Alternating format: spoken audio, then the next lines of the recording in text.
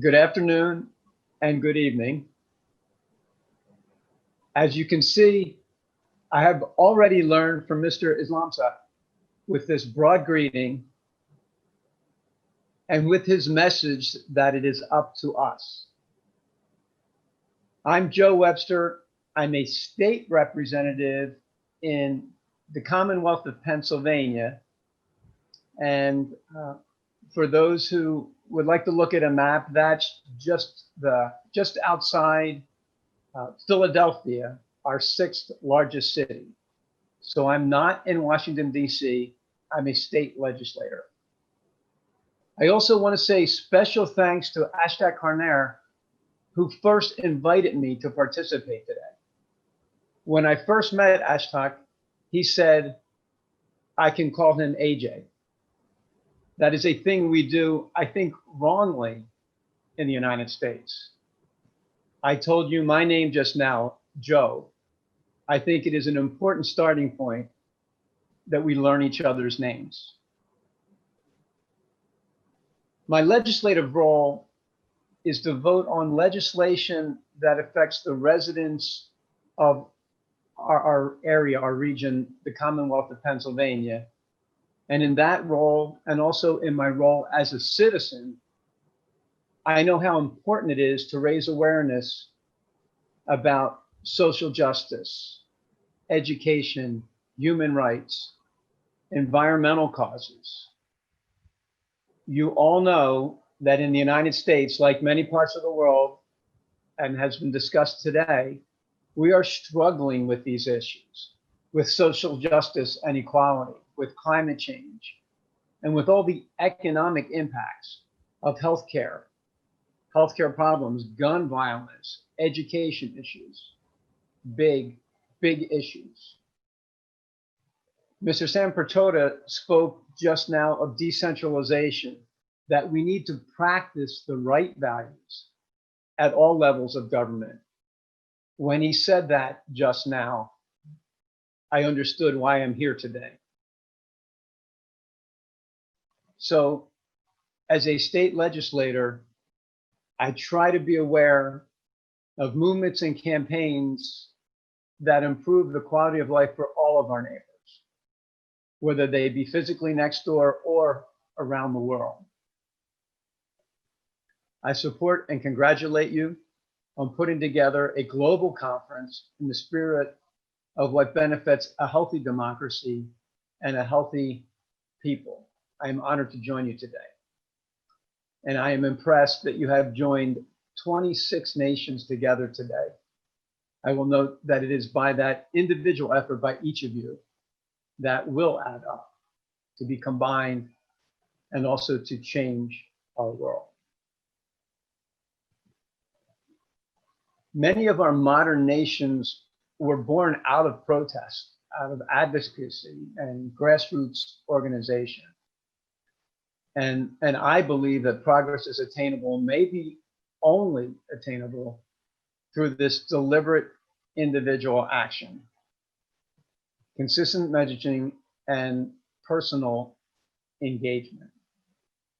I'd like to list just a few examples. Here in the United States, we have seen the power of civil disobedience as a mechanism for change. One example is our civil rights movement from the 1960s that showed an image of organized peaceful protests in the struggle of one community against the power of a government that appeared to be unconcerned.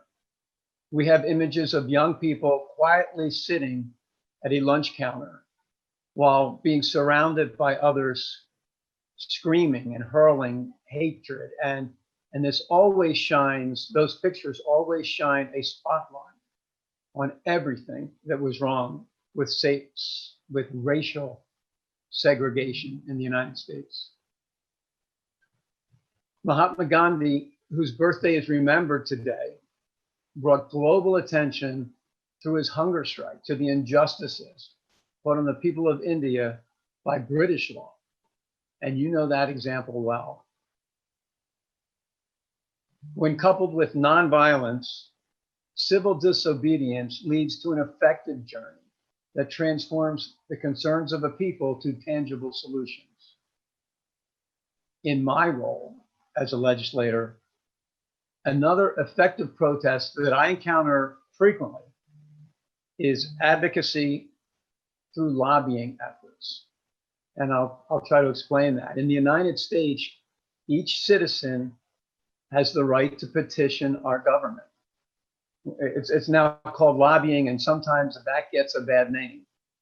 But it is an effective way for individuals to join together and influence government.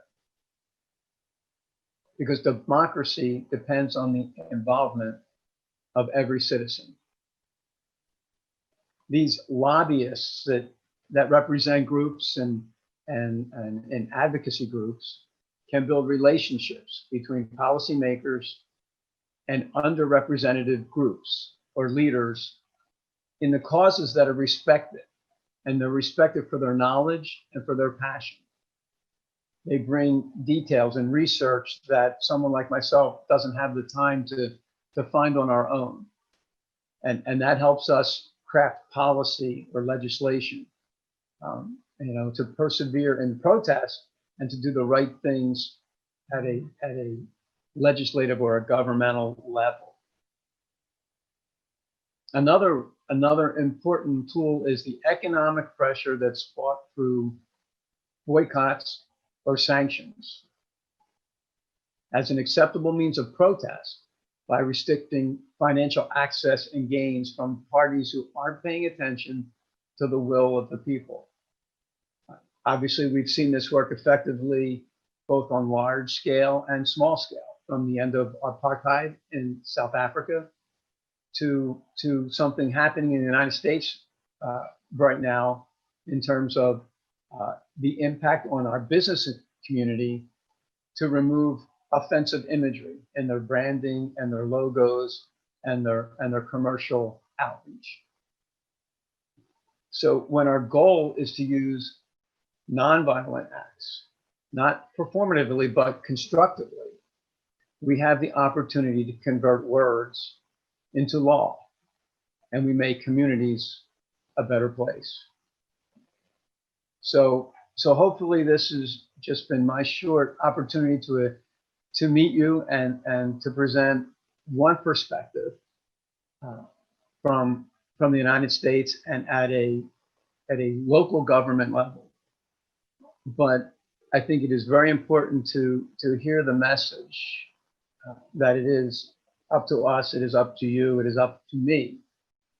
When we work as individuals to build a network in a community, when we work with others who are like-minded, that is our power. And we have a phenomenon like what has occurred in the United States through a student-led group called March for Our Lives, an effort that began in Florida to restrict gun violence and just the number of guns that you probably see every day in the news that are here in the United States. These students have banded their voice together. They represent a generation of young people who I think are our hope and our leaders on this issue of gun violence,